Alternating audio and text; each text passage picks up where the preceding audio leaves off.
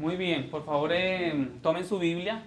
Vamos a leer el salmo que nos corresponde el día de hoy. El hermano Antonio nos va a ayudar con el salmo. ¿Sí? Salmo 124. Veamos, hermanos, ¿están listos? Salmo 124.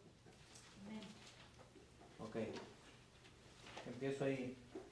Si el Señor no hubiera estado a nuestro favor, que lo diga ahora Israel. Si el Señor no hubiera estado a nuestro favor cuando los hombres se levantaron contra nosotros, vivos nos hubieran tragado entonces, cuando su ira se encendió contra nosotros. Entonces las aguas nos hubieran cubierto, un torrente hubiera pasado sobre nuestra alma. Hubieran pasado entonces sobre nuestra alma las aguas impetuosas. Bendito sea el Señor que nos ha entregado como presa de los dientes de ellos. Nuestra alma ha escapado cual ave del lazo de los cazadores. El lazo se rompió y nosotros escapamos. Nuestra ayuda está en Él, nombre del Señor, que hizo los cielos y la tierra. Se ha leído la palabra de Dios para el pueblo de Dios. Amén. Amén. Amén. Amén. Gracias. Muy bien. Nuestra alma ha escapado. Amén.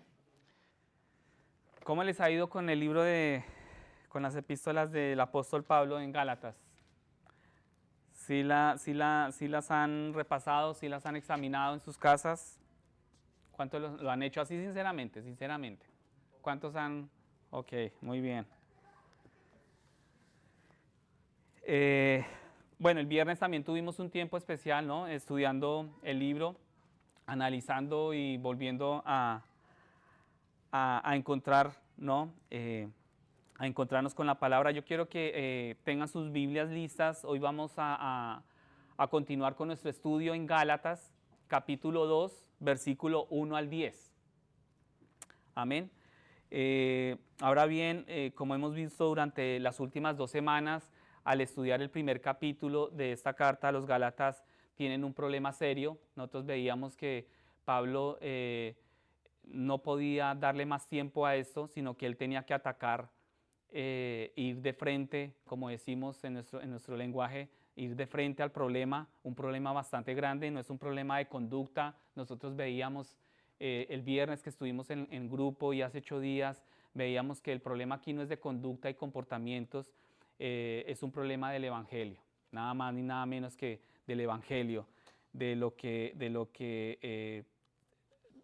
es realmente en sí toda la iglesia, ¿no? La iglesia sin evangelio deja de ser iglesia y, y para definir, el mismo evangelio se define el mismo, el evangelio es todo en la iglesia. Y ciertos falsos maestros, recordábamos que han venido a las iglesias de Galacia y les han dicho que, pues, que no bastaba con creer solamente en Cristo, ¿sí recuerdan? Ellos empezaron a vender estas ideas de que, pues, no es solamente creer en Cristo, sino que también era necesario circuncidarse y observar las leyes de Moisés, o no se salvarían. Entonces, imagínense el contexto y lo que Pablo tenía que enfrentar, nada fácil, ¿cierto? Pero aquí podemos ver el carácter de un apóstol eh, totalmente firme, fuerte, no se dejó, menospreciar ni desviar. Él tenía claro el Evangelio en su mente, en su corazón. Y en esta carta Pablo muestra muy diligentemente a las iglesias de Galacia que esta enseñanza es absolutamente falsa. Y fue un falso rotundo, ¿no? Pablo fue claro con esta iglesia. Recordábamos que él no dio gracias, ¿no? Como acostumbraba en las otras iglesias, él acostumbraba a dar gracias. En esta iglesia resulta que él no les dio las gracias, ¿no? Él entendía que era un momento de confrontación, confrontación que no no está divorciado del amor. Y, y para los que aquí son padres, sabemos que cuando uno confronta, cuando confrontamos a nuestros hijos es porque los amamos. Y Pablo estaba en un tiempo de confrontación. Y en la sección que vamos a leer hoy, Pablo relata ciertos acontecimientos que ya pues ocurrieron, y lo que veremos en la tarde de hoy, primero es que Pablo predica el mismo evangelio que los demás apóstoles, porque digamos que se metieron por la parte en que no, es que Pablo está predicando otro evangelio y resulta que los apóstoles estaban predicando otro evangelio. No, Pablo fue claro y Pablo predica el mismo evangelio que los demás apóstoles. Segundo, que pues es un evangelio de salvación mediante la fe solamente puesta en ¿quién? En Cristo. Y la tercera, y que no se debería añadir nada a este mensaje. Ni se le añade, ni se le quita nada al evangelio. Amén. Entonces, ya todos tienen listos todos sus Biblias en Gálatas capítulo 2, versículo 1 al 10. Amén. ¿Solo Toñito está listo? ¿Ya tienen lista Gálatas? Ok. Muy bien. Entonces dice la palabra de Dios. Entonces, después de 14 años, subí otra vez a Jerusalén con Bernabé, llevándome también a Tito. Subí por causa de una revelación y les presenté el evangelio que predico entre los gentiles, pero lo hice en privado a los que tenían alta reputación, para asegurarme de que no corría ni había corrido en vano. Pero ni aun Tito, que estaba conmigo, fue obligado a circuncidarse, aunque era griego, y esto fue por causa de los falsos hermanos introducidos secretamente, que se habían infiltrado para espiar la libertad que tenemos en Cristo Jesús, a fin de someternos a esclavitud, a los cuales ni por un momento cedimos para no someternos, a fin de que la verdad del Evangelio permanezca con ustedes. Y de aquellos que tenían reputación de ser algo, lo que eran, nada me importa. Dios no hace acepción de personas. Pues bien, los que tenían reputación, nada me enseñaron, sino al contrario, vieron que se me había encomendado el Evangelio a los de la incircuncisión, así como Pedro lo había sido a los de la circuncisión. Porque aquel que obró eficazmente para con Pedro en su apostolado, a los de la circuncisión, también obró eficazmente para conmigo en mi apostolado a los gentiles.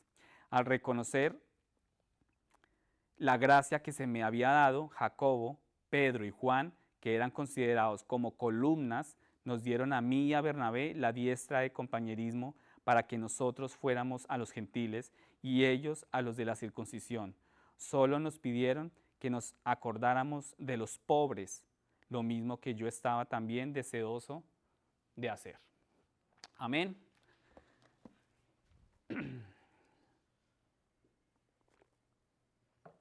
Muy bien. Sé que leyendo el pasaje torna un poco, ¿no? Enredado y demás, pero vamos entre todos acá vamos a empezar a desglosar todo el pasaje y vamos a entender muchas cosas que pienso que el Señor tiene que aclarar en cada uno de nuestros corazones. Y la pregunta, empezamos con una pregunta, la pregunta que está en juego es esta: ¿es suficiente la fe en Cristo? ¿Ustedes qué creen? ¿Es suficiente la fe en Cristo? ¿Soy salvo por la fe en lo que Cristo ha hecho por mí? Otra pregunta. ¿O es necesario añadir algo más a la fe en Cristo? ¿Cuántos creen que es necesario añadir algo más? Levanten la mano. ¿Nadie? Bueno. Levanten la mano los que creen que es suficiente la fe en Cristo. ¿Cierto? Entonces acá vamos pidámosle al Señor que nos ayude a entender porque es demasiado delicado y es demasiado importante para nosotros como creyentes entender en qué creemos, ¿sí? Cuáles son las bases del Evangelio y en qué creemos. Y la carta a los Gálatas es de extrema importancia para nosotros como cristianos porque trata de la verdad central del Evangelio, ¿sí? Somos justificados por la fe en Jesucristo y yo sé que aquí estamos hablando de términos que aquí muchos dicen, no, pero yo no le entiendo nada, pero confíen en el Espíritu Santo, en la palabra de Él, que su corazón se abra a la revelación de su palabra. Amén. Somos justificados por la fe en Jesucristo, nada más y nada menos. Somos justificados por la fe cuando tú crees en Cristo. ¿Listo? Y nos dice que nuestra santificación no es el resultado de obras legalistas, sino que es el resultado de la obediencia que viene de la fe puesta en Cristo. Mi santificación. ¿Sí? Ese proceso que llevamos tú y yo día a día, ¿cierto? Esa mortificación del pecado, que tú ya no ves el pecado de la misma manera que tú lo veías antes y que tú te deleitabas antes pecando. Ahora suponemos, hermanos, que aquí todos tienen una lucha con el pecado, ¿verdad? Ya tienen una relación diferente con el pecado. Ya no se deleitan en el pecado. Entonces, esa santificación no es el resultado de obras legalistas, sino que es el resultado de una obediencia que viene a través de ¿qué? De la fe puesta en Cristo. Y nos dice que el cristiano no viene por su propio poder, sino que viene por la gracia y el poder de Cristo. ¿Sí? Por favor, bien concentrados con esto. Viene por la gracia y el poder de Cristo que está en nosotros por su Espíritu Santo. El Espíritu Santo nos guía y nos habla y nos lleva para que el cristiano no viva por su propio poder, sino que viva la gracia y el poder de Cristo a través del Espíritu Santo. Amén. Entonces nos dice que la persona que ha recibido a Cristo continuará haciendo muchas cosas, pero incluso esas obras no son mías, sino son suyas, son de Él, ¿sí? Puestas en mí. Entonces, ahora vamos a recordar que esta carta fue escrita para refutar la herejía. Había una gran herejía y era lo que Pablo veía claramente y era el problema que él estaba enfrentando y estaba refutando la herejía más antigua conocida en la iglesia, ¿sí? Y esa herejía decía, confiar en Cristo no es suficiente para ser salvo, hay que creer en Cristo y también hay que cumplir las leyes de Moisés. Hay que tener obras para ser salvo. No sé aquí cuántos anhelen la salvación, ser salvos. Y acá me preguntarán, ¿ser salvos de qué? Ser salvos del infierno. Sí, la Biblia pues habla de eso. Entonces, esa herejía decía que no es suficiente confiar en Cristo, sino que teníamos que aplicar las leyes de Moisés. Y sin embargo, Jesús mismo dijo en Juan 11:25, el que cree en mí no se perderá, sino que tendrá vida eterna.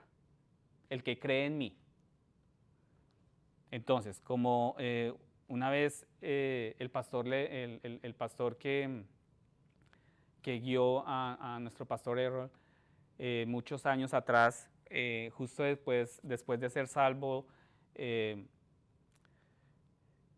este pastor le decía al pastor Errol, Errol, ¿es Jesús solo, no Jesús algo más? Es solo Jesús, solo tu mirada puesta en Cristo, no es nada más.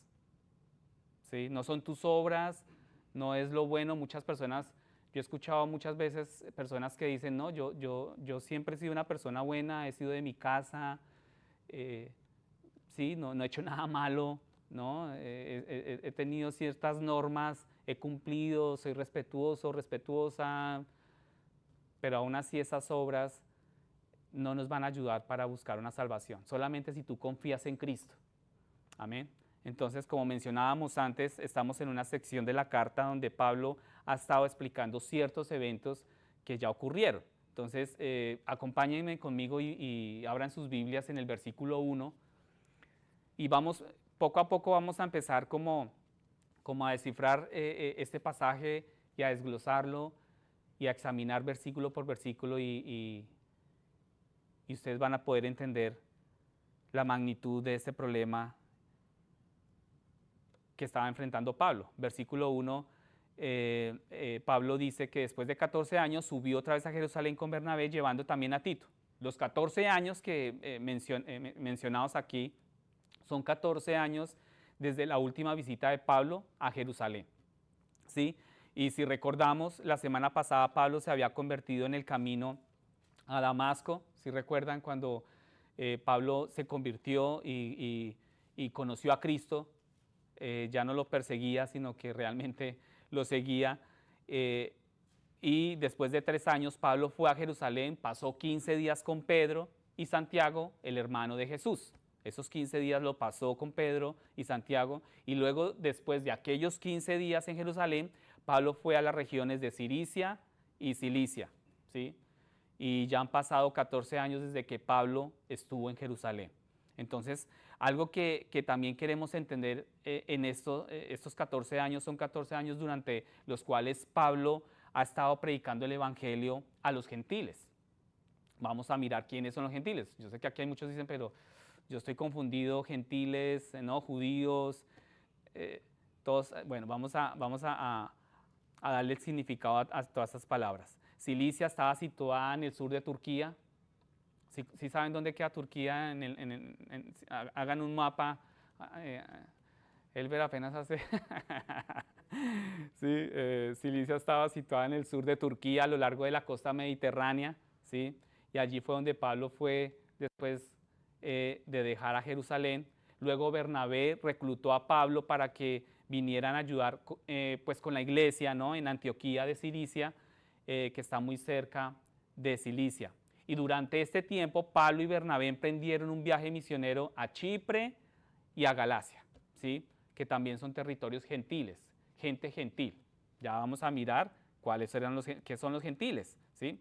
La palabra gentil simplemente significa, pues, las naciones, ¿no? Así como los judíos se referían a cualquiera que no fuera judío de nacimiento, si tú eres como yo, que no naciste judío, por lo tanto eres un gentil. O sea, tú y yo somos gentiles, ¿sí? Son todos aquellos que hacían parte, que estaban afuera, ¿no? de ese pueblo, de esa nación judía como tal, ¿no? Y así es como los judíos se referían a cualquiera que no fuera judío de nacimiento, gentil. ¿Cuántos aquí son judíos? No, ¿cierto? O sea que somos gentiles. Amén. Versículo 2. Pasen conmigo al versículo 2. Entonces se les llamaba gentiles, ¿no? A los que no eran judíos. Entonces Pablo da la razón por la cual él, Bernabé y Tito hicieron este viaje a Jerusalén. Ellos decidieron hacer este viaje porque entendían la problemática, el problema que había. Y Pablo recibió una revelación. Ustedes lo pueden ver acá en el versículo 2. Subí por causa de una revelación, dice el versículo 2. Entonces, Pablo recibió una revelación. No sabemos si fue Cristo quien se le apareció a Pablo o si fue a través de las palabras de un profeta, pero a Pablo se le dijo que fuera y presentara el evangelio que predicó entre los gentiles, ¿sí? Acá está subrayado, tú lo puedes ver en la pantalla, el evangelio que predicó entre los gentiles. Y fue una reunión privada a los que tenían alta reputación, y estos líderes son identificados más adelante en el versículo 9 como Pedro, Juan y Santiago. Digamos que estaban estos apóstoles y iban con toda a enfrentar esto, y fue una reunión privada a los que tenían esta alta reputación. Ahora bien, en este punto usted podría preguntarse, pero ¿por qué Pablo nos dice todas estas cosas, ¿no? O sea, ¿por qué encontramos este registro acá? Pero yo quiero recordarles, para empezar, él comenzó en el capítulo 1 con todos estos eventos y no terminará con ellos hasta que lleguemos al final del capítulo 2. Y la razón por la que Pablo nos dice estas cosas es porque esta historia ha sido como tergiversada ante los Gálatas. Y si lo recuerdan ustedes y lo estudiamos el viernes aquí en la reunión de grupo, ciertos falsos maestros llamados judaizantes, ¿sí? Vinieron a Galacia no solo con un evangelio falso, sino también con mentiras acerca de Pablo, ¿sí? Entonces, digamos que ellos, aparte de cambiar el evangelio, de sumarle más cosas al evangelio, empezaron a mentir y a cuestionar y a señalar a Pablo. Entonces, lo que Pablo está haciendo aquí es dejar las cosas claras. Y él dijo, el evangelio que predico entre los gentiles.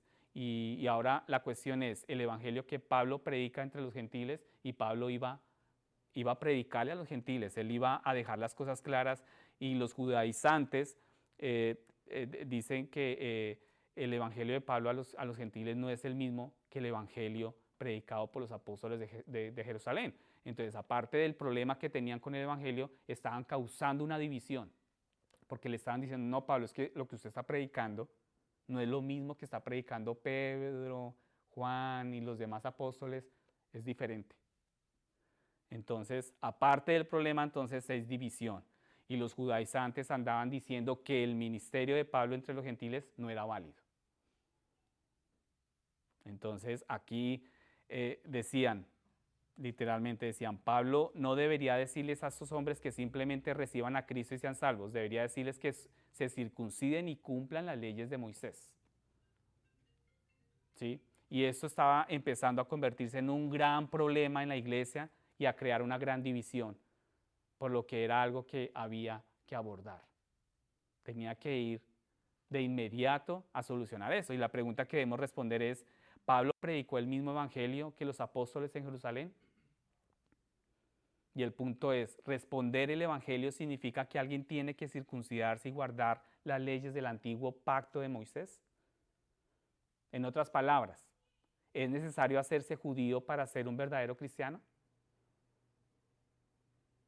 Pero hoy en día hay personas que creen que tienen que hacerse en judíos para ser un verdadero cristiano, ¿sí? Entonces Pablo dice que se reunió con Pedro, con Juan, Santiago, para cerciorarme de que no corría ni había corrido en vano, ¿sí? De que todo lo que se había predicado, de todo el trabajo de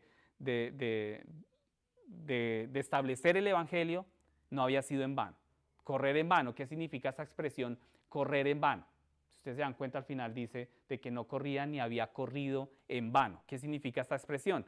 Esta expresión significa correr hacia la meta equivocada o detenerse antes de llegar a la meta, ¿sí? Entonces, tú te puedes imaginar a un corredor en una carrera que va en una dirección equivocada, ¿no? O un corredor que llega casi a la meta y se detiene sin cruzarla. Y esto me recuerda que hace poco que vimos los Juegos Olímpicos, hubo un caso así, ¿no? Era atletismo, recuerdo que era una corredora española, pasó la primer corredora y ella iba de segunda, iba feliz, levantó la mano, ¿no?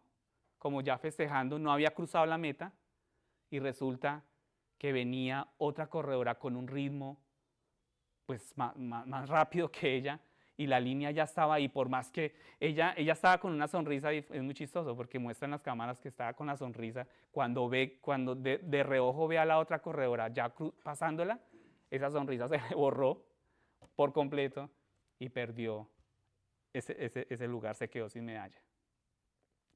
En vano corrió, ¿sí? Eso significa cuando Pablo dice cerciorarme de que no corría ni había corrido en vano, ¿sí? Y si Pablo estuviera predicando un evangelio diferente o si estuviera guiando a la gente antes de llegar a la meta, eso sería un gran problema, un serio problema.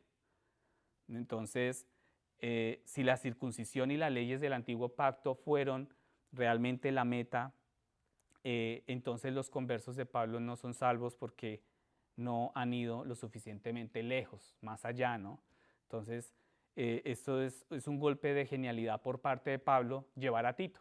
Ustedes vemos en el versículo 1 que al finalizar dice llevando también a Tito. ¿Por qué llevaron a Tito? ¿Quién era Tito? Tito era un joven predicador cristiano que era un gentil converso. ¿Era un qué? Gentil, era gentil, o sea, no era judío.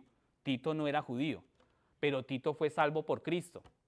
Entonces, y ahora predicaba de Cristo. Aparte que no era judío, fue salvo por Cristo, predicaba de Cristo, y Tito nunca fue circuncidado, ¿sí? Y nunca se convirtió al judaísmo, por lo que es un ejemplo perfecto, ¿sí? Y fue una genialidad de Pablo haberlo llevado, todo era como la estrategia, ¿verdad?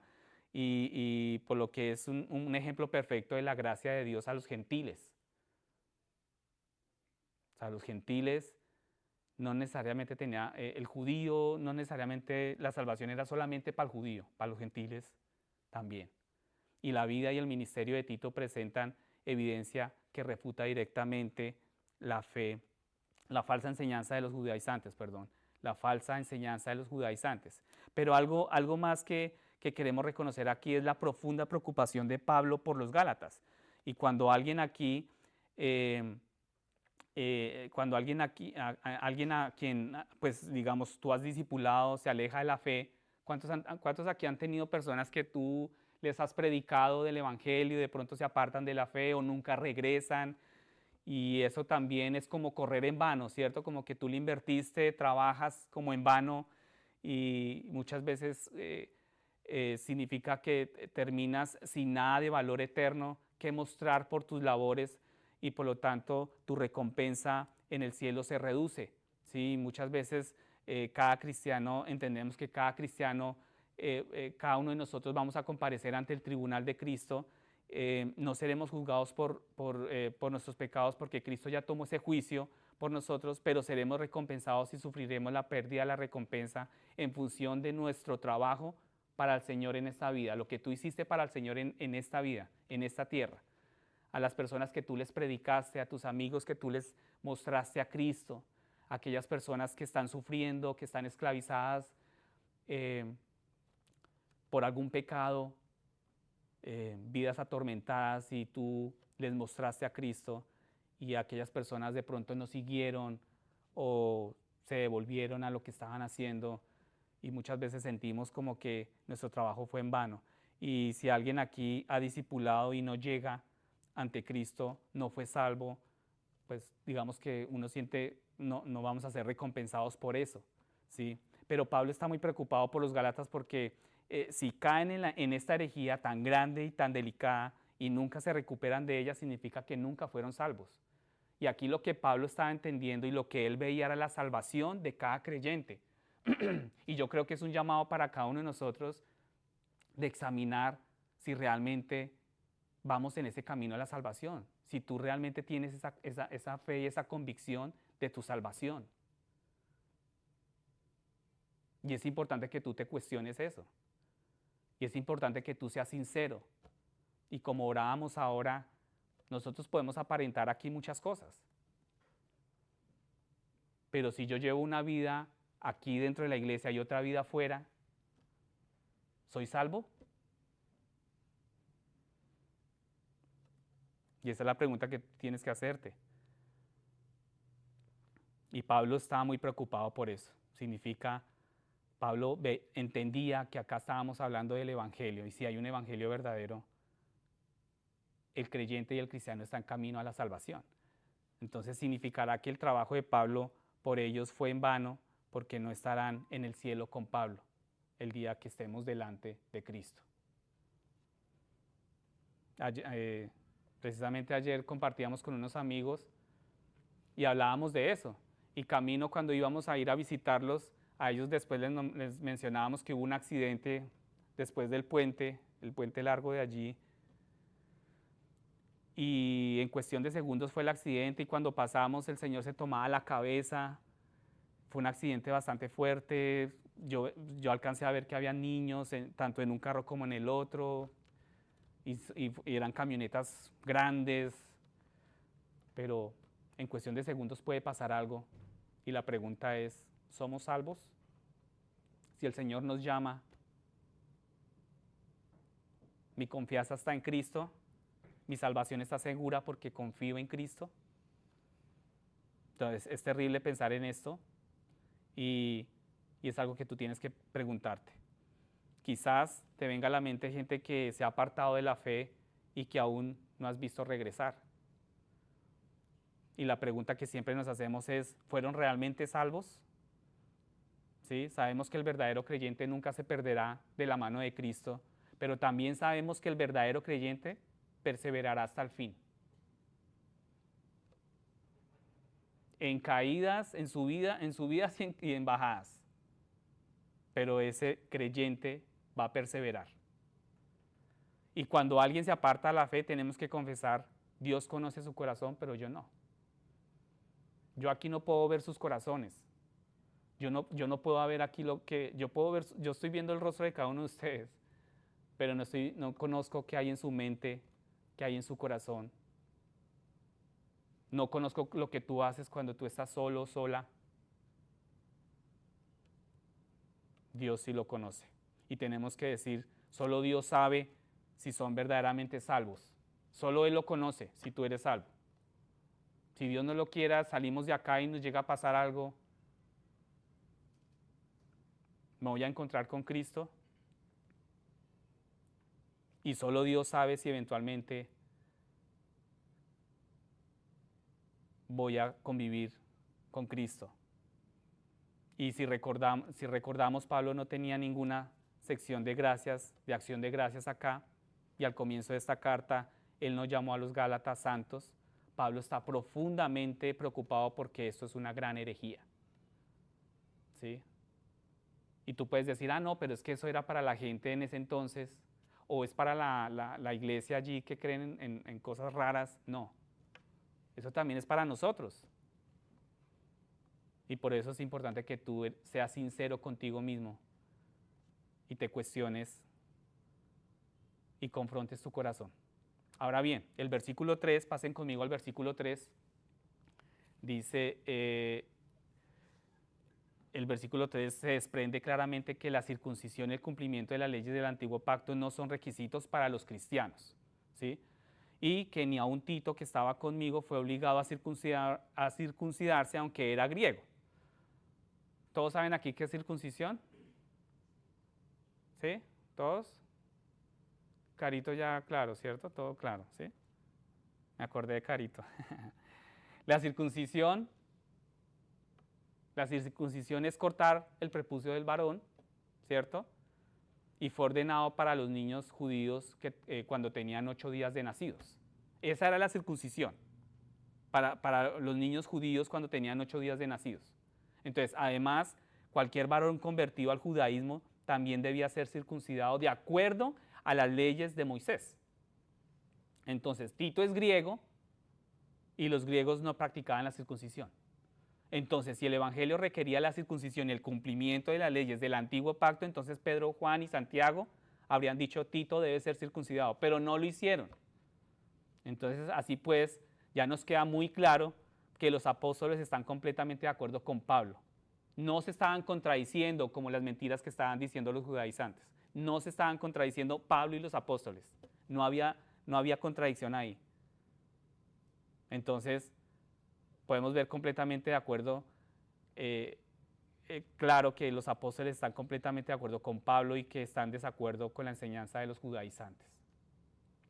Luego en el versículo 4, pasen conmigo rápidamente al versículo 4. ¿Sí van conmigo? ¿Van conmigo? Amén. Listo. Versículo 4. El versículo 4, Pablo llama a los judaizantes falsos hermanos, un llamado bastante fuerte, falsos hermanos, y explica lo que están tratando de hacer. ¿Sí?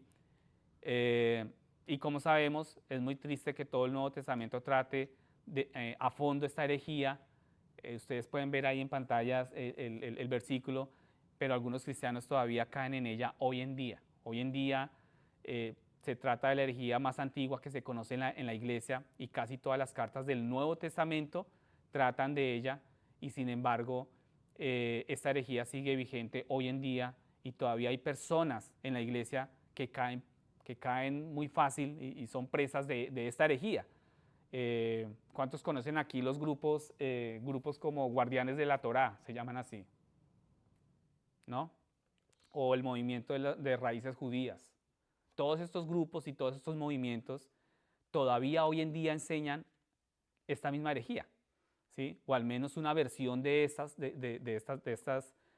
herejías, y van a decir cosas como, para agradar a Dios debes guardar las fiestas y festivales del Antiguo Testamento. ¿Sí? Mi esposa me hace caras como que yo conozco esos grupos. Sí, en nuestro país vemos, no muchos, pero sí vemos grupos, movimientos de raíces judías, ¿sí? Y, y podemos decir también, bueno, estos grupos también, ustedes van a escuchar que dicen, para agradar a Dios hay que guardar las leyes alimentarias del Antiguo Testamento. Y también ustedes van a escuchar de estos grupos, Cristo cumplió las leyes sacrificiales, pero nosotros debemos guardar todas las demás. ¿Sí se dan cuenta cómo le suman al Evangelio? ¿Cómo suman que el hombre, o sea, para ellos el hombre tiene que añadir algo, tiene que hacer algo, ¿no?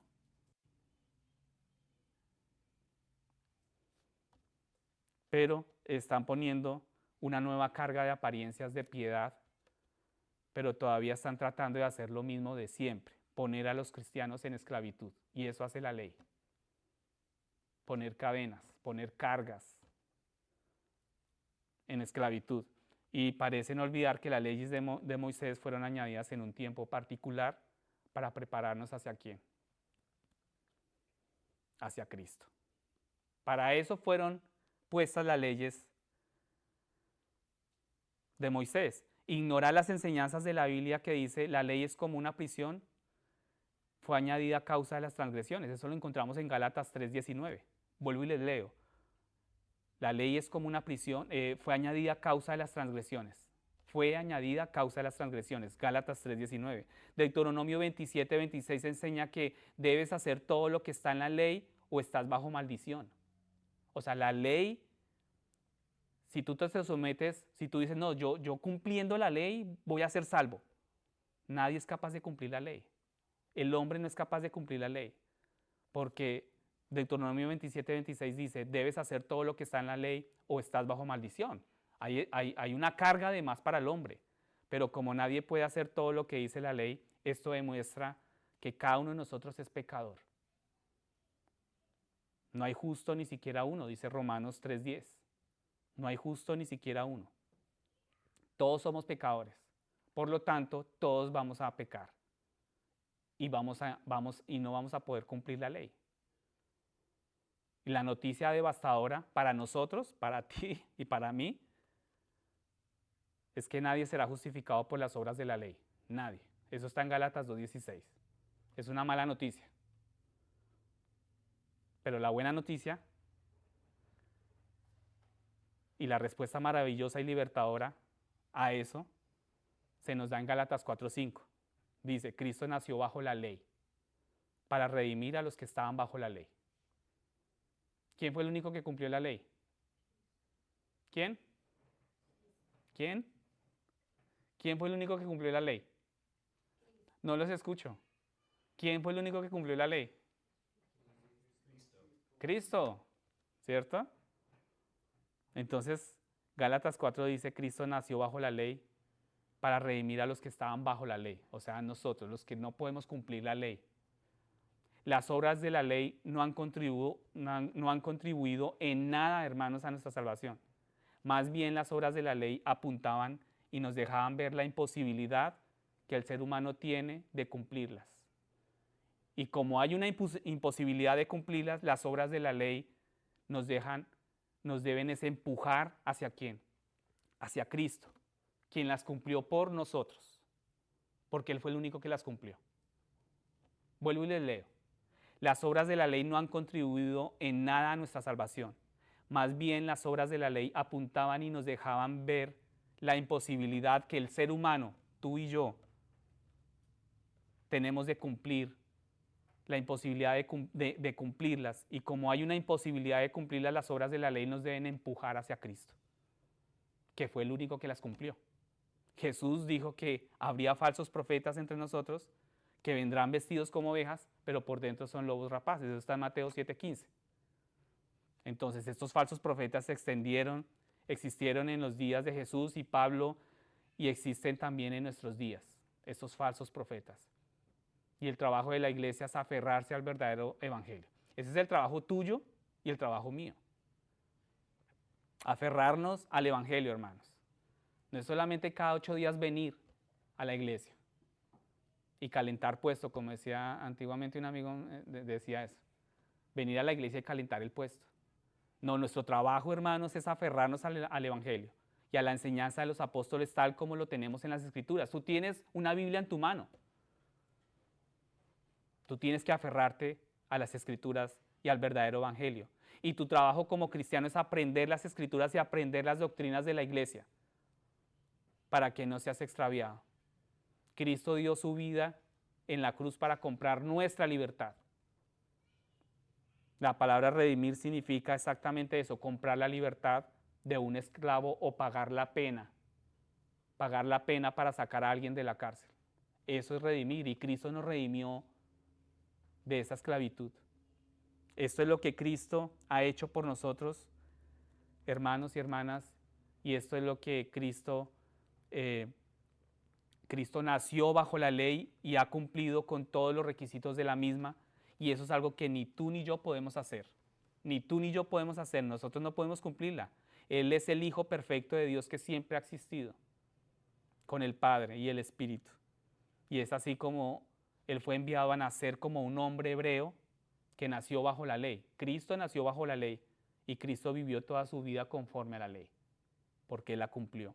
Y cuando Cristo puso su vida en la cruz, satisfizo hasta el último requisito de la ley y puso fin al antiguo pacto. Ese antiguo pacto de andar siempre bajo la ley, Él puso fin a eso. Y Jesús dijo, no he venido a abolir la ley, sino a cumplirla. Y eso es exactamente lo que Él ha hecho. La ley es una prisión en la que estamos encerrados debido a nuestro pecado. Pero Cristo es la llave que abrió esa puerta. Amén. Cristo nos ha liberado de esa prisión para que todo judío que viene a Él sea liberado y todo gentil que cree en Cristo nunca ha de ser puesto en ella, en esa prisión. Sin embargo, estos falsos hermanos han llegado con un objeto en mente, con un objetivo en mente, esclavizarnos. Es decir, poner a los cristianos en esclavitud bajo la ley mosaica, o sea, poner más carga al pueblo.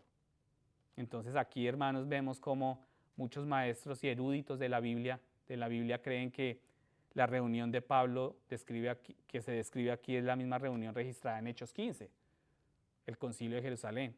Muchos de nosotros estamos muy bien enseñados y ya entendemos estas cosas, pero otros son nuevos en la fe. Yo sé que aquí hay muchas personas nuevas en la fe que están empezando, otros ya llevan un tiempo más,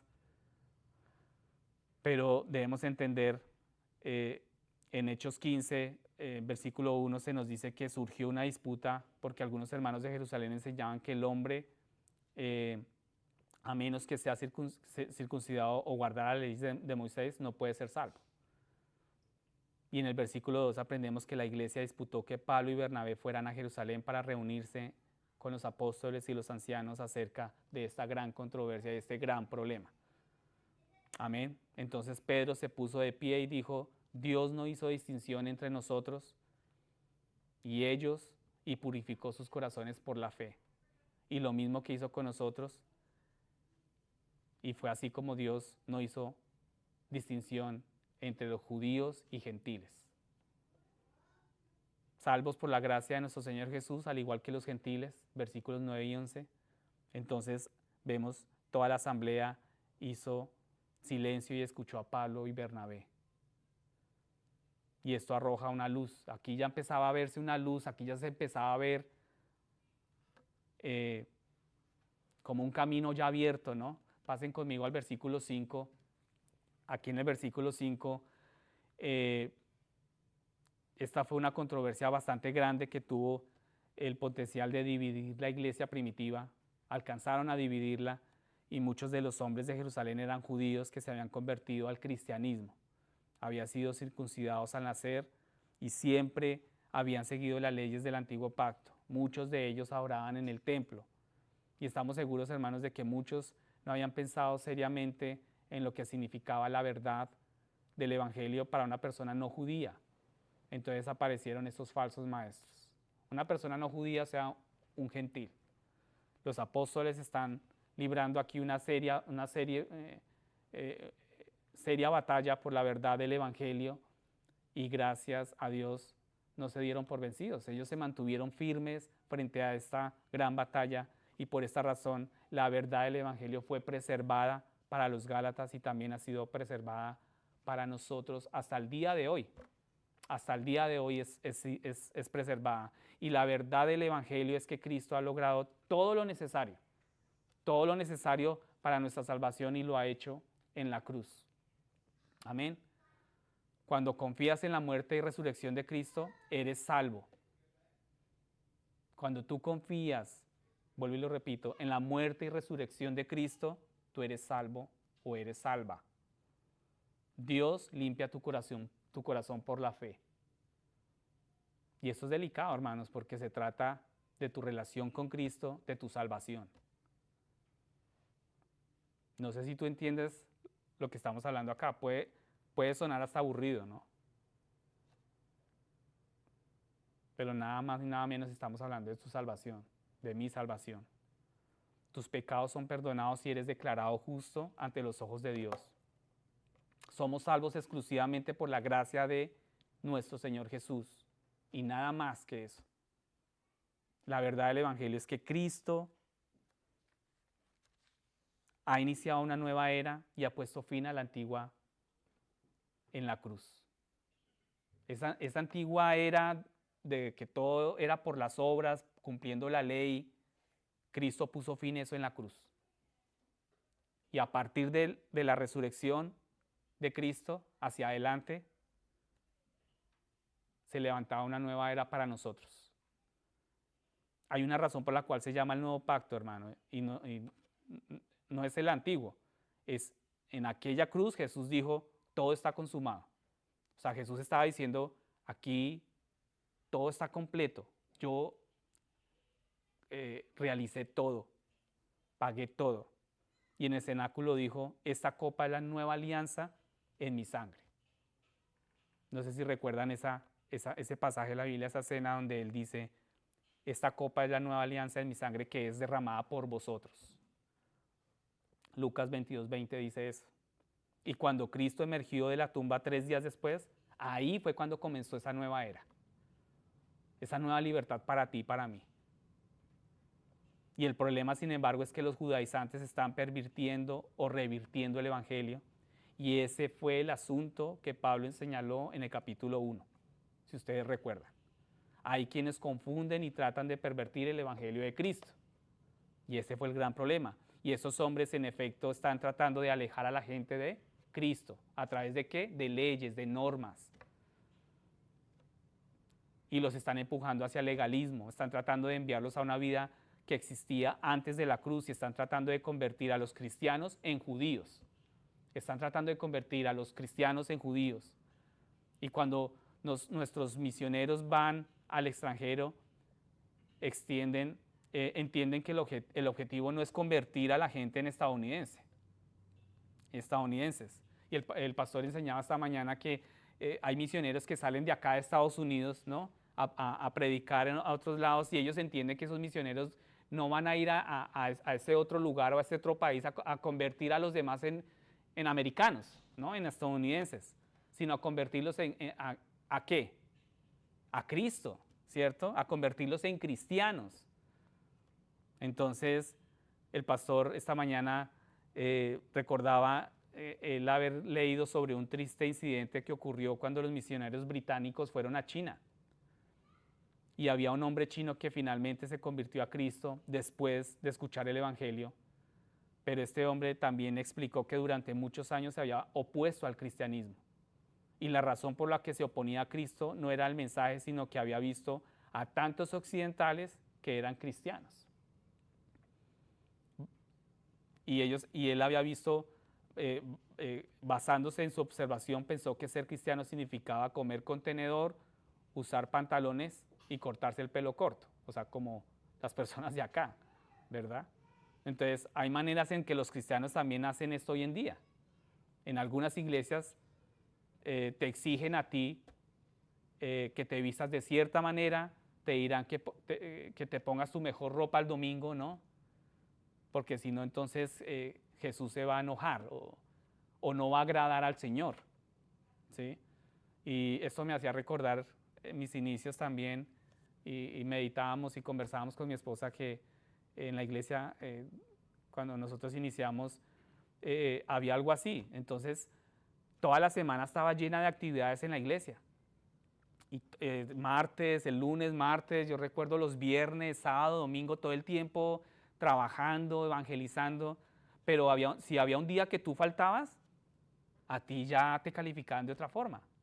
No, es que usted no está consagrado, usted no está buscando, usted no está agradando al Señor, si tú faltabas algún día, entonces son cargas, son obras, no sé si soy claro, son obras, son leyes de más que añaden al Evangelio, y lo único que hacen es poner carga sobre nosotros, sobre el cristiano, sobre el creyente.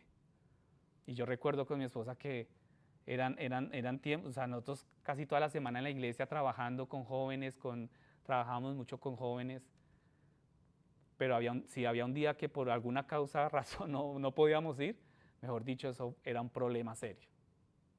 Eran cargas que sumaban, que el hombre colocaba sobre uno. Ahora bien, no estamos diciendo aquí que haya algo malo en usar ropa bonita, ¿no? Tampoco no nos vayan a malinterpretar, que haya algo malo por venirse bien vestido un domingo, ¿no? Aquí a la iglesia. Realmente hay algo, lo malo aquí es con la actitud de las personas que imponen más carga, ¿sí? Y nuestro mandato es hacer discípulos de Cristo, no discípulos de nosotros mismos. Y cuando una persona se convierte en cristiana, recibe el Espíritu de Cristo, el Espíritu Santo dentro de ella. Las leyes de Dios ahora están escritas en nuestros corazones a través del Espíritu de Dios, y somos libres de seguir y servir a Cristo de manera que le agraden y le glorifiquen solo a Dios. Y sabemos cómo funciona esto. Podemos estar en una situación y una palabra de la Escritura nos vendrá a la mente y podemos decir: Señor, lo entiendo, el Espíritu Santo te está hablando. Y yo sé, hermanos, que a medida que yo hablo acá, pueda que de pronto algunos de ustedes estén concentrados o algunos estén distraídos, pero el Espíritu Santo en su debido momento les va a hablar, va a tocar sus corazones y les va a hablar a través de esta palabra o una palabra que tú leas en tu casa. Si tú abres tu Biblia en tu casa y lees un pasaje, el Espíritu Santo va a empezar a hablarte y te va a confrontar con el pecado que tú estás cometiendo. Y verás en necesidad buscar al Señor, y el Espíritu te impulsará a ir en arrepentimiento. Si tú ves a alguien en necesidad, por ejemplo, y el Espíritu te impulsa a ir a ese encuentro, o bien tú podrías elegir no ir porque estás ocupado con esto o con aquello, y entonces el Espíritu te va a convencer de ello y te va a decir: sí, deberías haber ido a verlos, haber ayudado. Entonces estarás haciendo algo o pensando en hacer algo y sabrás que si está bien o está mal. Pero el Espíritu Santo va a empezar a hablarte a ti y va a empezar a guiarte. Y ahora, en este punto aquí, alguien podría hacer una buena pregunta y podría decir: entonces, ¿qué se supone que debemos hacer con la ley del antiguo pacto? ¿Qué creen ustedes que se debe hacer con la ley del antiguo pacto? ¿Qué creen con las leyes de Moisés y demás? O sea, se supone que con lo que hemos hablado hasta el momento se debe ignorar. ¿Qué creen ustedes? ¿O deberíamos desechar el 70 o 80% de la Biblia? Porque digamos que hay un porcentaje bastante grande en la Biblia que hablan sobre esas leyes. ¿Deberíamos desecharlo y botarlo hacia un lado y ignorarlo? ¿Qué creen ustedes? La respuesta es no, absolutamente no, ¿cierto? El antiguo pacto es hoy tan palabra de Dios como lo ha sido siempre, ¿sí? Y tanto el Antiguo como el Nuevo Testamento son palabra del Espíritu Santo y continúan enseñándonos hoy en día. Amén. Que eso quede claro, ¿no? Y que no vayan a malinterpretar lo que estamos hablando acá. Tanto el Antiguo como el Nuevo Testamento, son palabras del Espíritu Santo y continúan enseñándonos. Todo esto nos empujan hacia Cristo. Yo quiero que tú salgas de acá, de este lugar, entendiendo que todo lo que tú veas en la palabra de Dios te lleva hacia Cristo. Es más, todo lo que tú vives y que Dios permite en tu vida, bueno o malo, te empujan hacia Cristo. Jeremías, Isaías, Ezequiel dijeron que Dios haría un nuevo pacto con su pueblo. No sería como el antiguo pacto, Él convertiría nuestros corazones de piedra en corazones de carne. ¿Cuántos quisieran tener un corazón no de piedra, sino de carne? Ese debe ser nuestro anhelo, hermanos. Que tu corazón no esté tan duro como una piedra ante el Evangelio, sino que sea de carne y sensible a la palabra y a la ley que está escrita en la palabra de Dios. Y el Señor va a escribir esa ley en nuestros corazones, si son corazones de carne. Pero si tú endureces tu corazón y te rebelas contra Dios, muy difícilmente la palabra va a llegar a tu vida. Y realmente vivimos en un tiempo y en un tiempo nuevo y no debemos volver a las formas anteriores. Pasemos al versículo 6. Vayan conmigo al versículo 6. Acá vemos que cuando Pablo dice aquellos reconocidos como importantes, se refiere a Santiago, a Pedro y a Juan, ¿sí? Y cuando dice lo que eran, nada me importa, Pablo no los está menospreciando, Pablo no los está menospreciando de ninguna manera, sino que simplemente está diciendo, sé que no debo mirar a las personas a través de una perspectiva humana, y muchas veces actuamos de manera diferente cuando estamos con ciertas personas, porque parecen son como personas importantes. Entonces, esta persona es famosa, esta persona tiene dinero, es poderosa, ¿no? Tiene influencia, entonces yo actúo diferente frente a esta persona. Entonces, quizás has estado en una situación como esta y en algún momento y has querido impresionar a esta persona, o a caerle bien a esta persona. Pero Pablo está diciendo, yo no hice eso, no cambié nada de mí ni de mi mensaje, ¿sí? Y el recordatorio es que Dios no hace acepción de personas. Dios no mira a las personas como a veces nosotros sí las vemos. Muchas veces nosotros vemos a las personas por cómo visten, por cómo hablan, por si me puede generar a mí algún beneficio. Así mismo las tratamos. Pero Dios no hace acepción de personas. Y Pablo dice, también he aprendido a no cambiar lo que hago en función de la gente. Entonces, cuando Pablo dice, nada me enseñaron, Pablo se está refiriendo al Evangelio. No hicieron nada de lo que Pablo predica, no añadieron la circuncisión, no añadieron la ley del antiguo pacto, no agregaron nada. Pasen conmigo al versículo 7. En el versículo 7, al contrario, al ver que se me había encomendado el Evangelio a los de la incircuncisión, así como Pedro lo había sido de la circuncisión. Entonces alguien dirá, ¿significa esto que hay dos evangelios? Porque aquí están hablando del Evangelio de la incircuncisión y el Evangelio de la circuncisión. Entonces podríamos preguntarnos, ¿cómo así? O sea, ¿hay dos evangelios? ¿Significa que hay un evangelio para los gentiles y otro evangelio para los judíos? No, significa que que no hay dos evangelios. Esos hombres estaban completamente de acuerdo acerca del evangelio. No se habla del evangelio, sino de las personas. Habían personas que eran incircuncisos y habían otras que eran circuncisos, ¿verdad? Entonces, se está hablando de las personas y reconocieron que Pedro fue llamado a ir a los judíos, o sea, a los circuncisos, y Pablo fue llamado a ir a predicarle a los gentiles, o sea, a los incircuncisos. Pasen conmigo al versículo 8.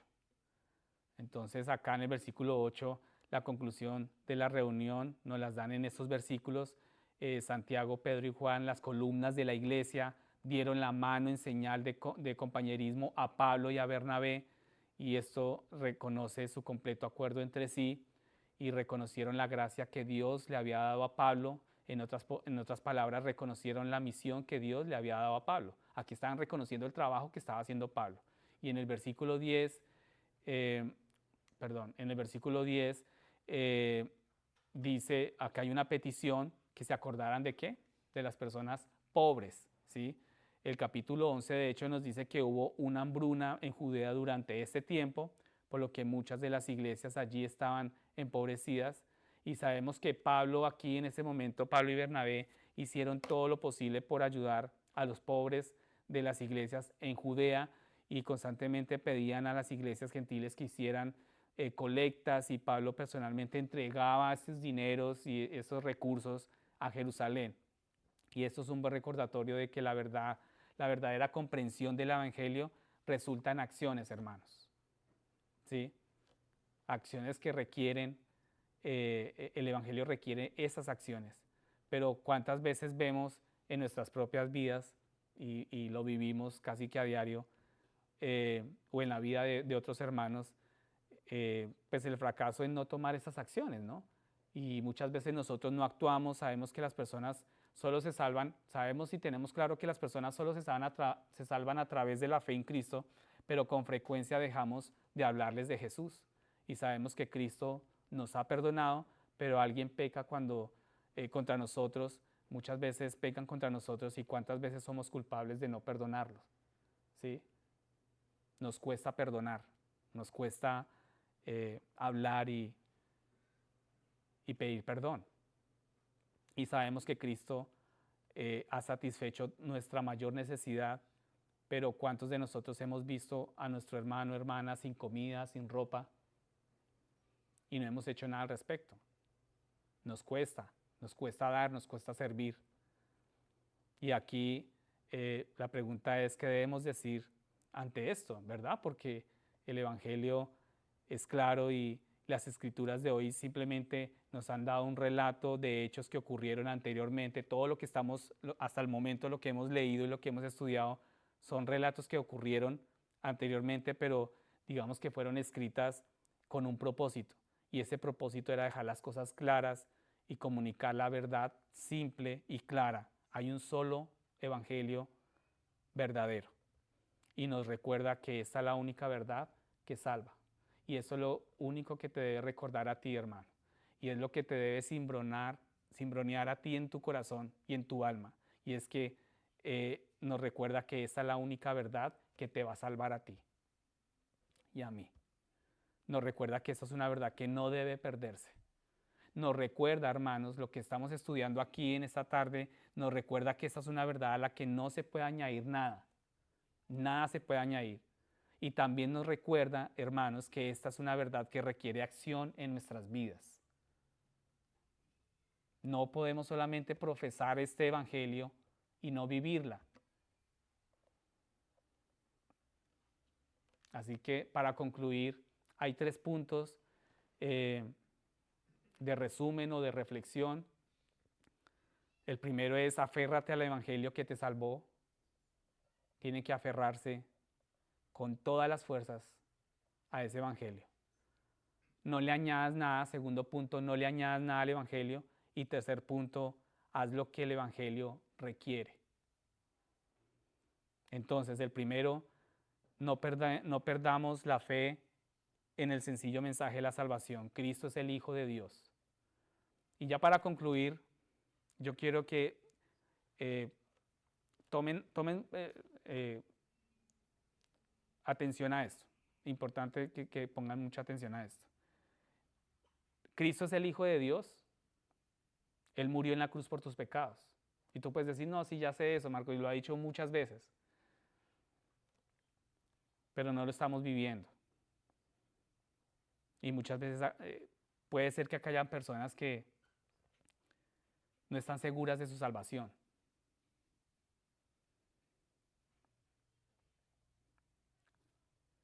Es importante entender que fue sepultado y resucitó al tercer día. Y esto fue exactamente lo que Dios predijo en las Escrituras. Cada uno de nosotros, hermanos, era un pecador necesitado de un Salvador. Amén. Estábamos bajo la condenación de nuestros pecados. Nos dirigíamos hacia el juicio, hacia el castigo de Dios en el infierno. ¿Tú puedes entender eso? O sea, lo que nuestro pecado, o sea, cómo el pecado, Dios ve el pecado del ser humano. Tu pecado y mi pecado. Nos dirigíamos hacia ese juicio, pero Jesús nos salvó de eso y nos dio vida eterna. Cuando escuchaste este mensaje y creíste,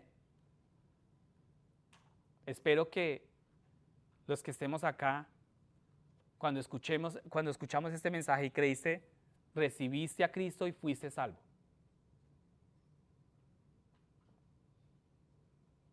¿Tienen la convicción de eso, de ese mensaje? Aférrate a eso y no lo dejes ir. Hermanos, de verdad, eso es un llamado.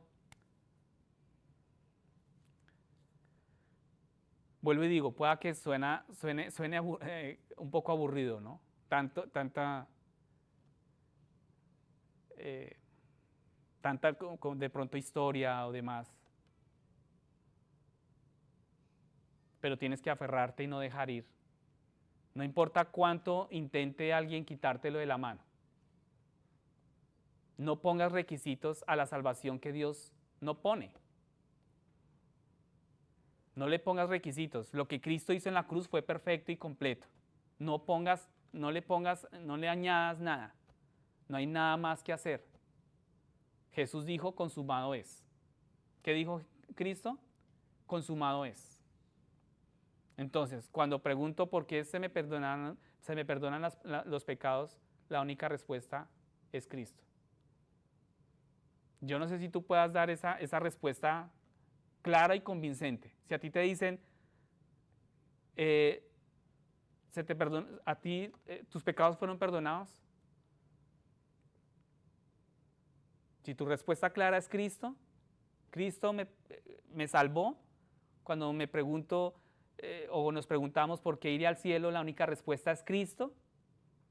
Es por lo que Él hizo en la cruz. Y esa es la única razón y la única respuesta que tú tienes que dar convincentemente y sin pensarlo dos veces.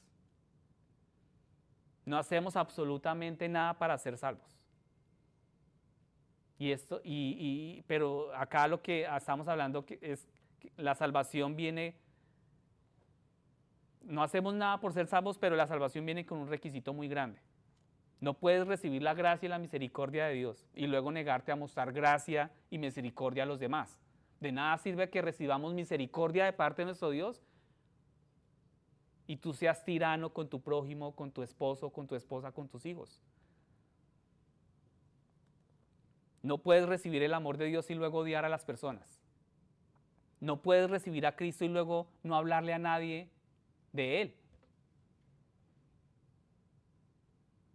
Cada uno de nosotros éramos pobres e indigentes cuando llegamos a la cruz.